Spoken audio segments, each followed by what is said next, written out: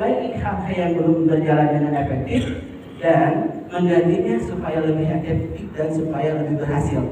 Tentunya pertimbangan-pertimbangan itu berdasarkan dari evaluasi. Kami setiap tahun melakukan evaluasi kurikulum. Nah, pada tahun 2019 kita kurikulum 2013 sendiri Bapak, kita setiap tahun melakukan evaluasi. Berdasarkan evaluasi itu kita lakukan perbaikan. Mungkin Bapak karena ada dinamika yang masih sinkron, masih relevan karena nama bajunya diganti seolah berganti seluruhnya. Oleh karena itu kami menyarankan pahami dulu secara substansinya di bagian mana saja yang kita lakukan pembaharuannya. Memasuki 2019-2020, Ibu Bapak, kita melakukan evaluasi di mana berdasarkan hasil evaluasi yang dirasa belum optimal di dalam kurikulum kita ada dua hal, yaitu kompetensi berkaitan dengan penalaran. Jadi penalaran ini yang kita lihat itu peserta didik.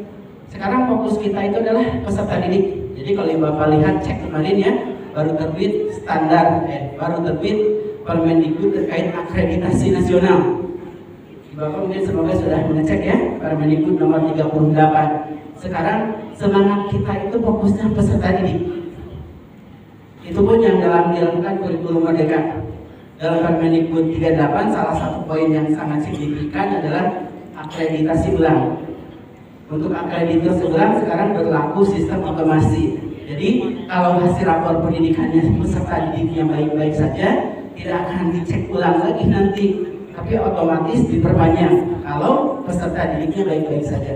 Bapak bisa dicek ya di Permendikbud 38 2023 yang kemarin minggu lalu anggota bannya sudah dilantik ya, dan sekarang sudah tidak dipisah antara ban PAUD NM dan PAUD SM, sekarang digabung jadi ban PAUD dasar menengah. Nah, Bapak fokus sekarang adalah ke peserta didik.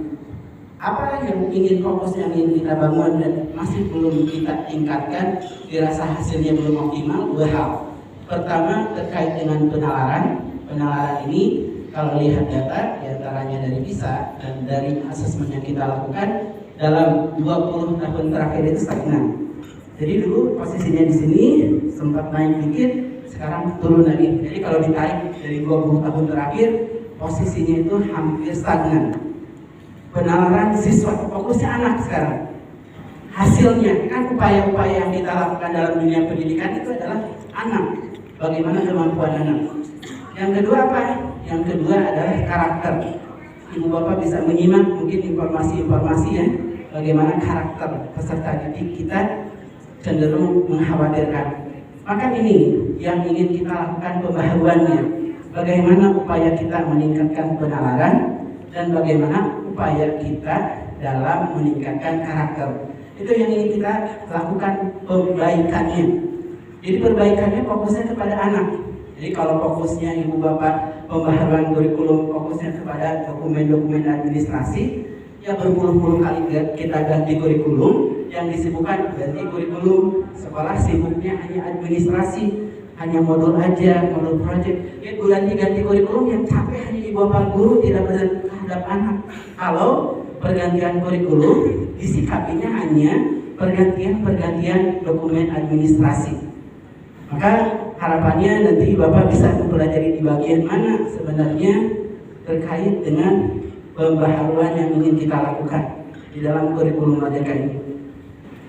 Ibu Bapak, karena yang ingin kita tingkatkan adalah penalaran dan juga karakter, maka kita ingin kurikulum yang kita desain itu mewujudkan, menciptakan suasana bagaimana penalaran ini bisa terwujud dengan memberikan kepercayaan penuh kepada pendidik dan satuan pendidikan untuk dapat meningkatkan anak tersebut.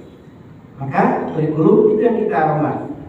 Kurikulum sendiri kan Ibu Bapak kalau lihat definisi ya di dalam undang-undang adalah seperangkat pengaturan dan rencana mengenai tujuan, materi, strategi dan tata caranya untuk mencapai tujuan. Tujuannya